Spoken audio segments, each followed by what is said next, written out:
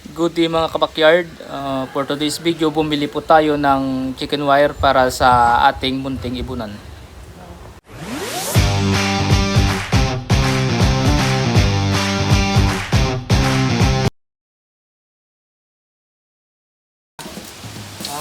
Tapalan natin ng chicken wire yung ating cage mga kabakyard dahil nung nakaraang araw, kung nakita nyo sa vlog ko, tinira ng ahas yung ating mga alagang kakapels dahil malaki po yung butas ng cage natin, kaya bumili tayo ng chicken wire para matapalan natin para hindi makapasok ang sa ating cage ng ating ibunan.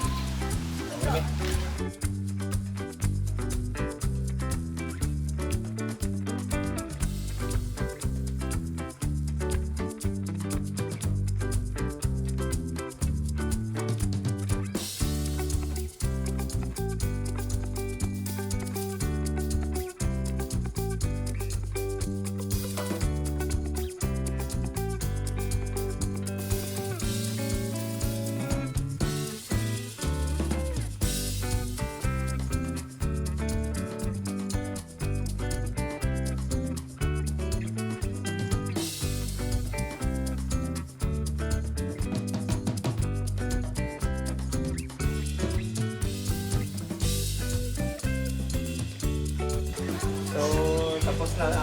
Tapos na po natin i-cut yung ating chicken wire mga kabakyard. Samahan niyo po ako.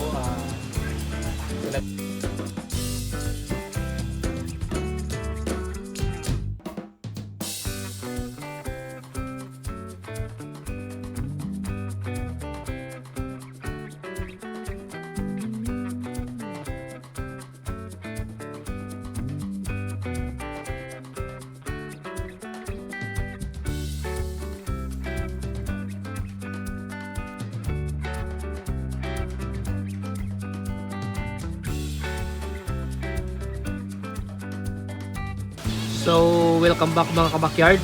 Tapos na po nating gawin yung gawain natin dito sa ating munting ibunan. So, tapos na po nating tapalan ang mga cages natin ng chicken wire para hindi na po ulit mapasok o madali ng ahas ang ating mga alagang ibon. So, that is for today mga kabakyard. Please like, subscribe para ma-update kayo sa ating panibagong videos. Thanks for watching.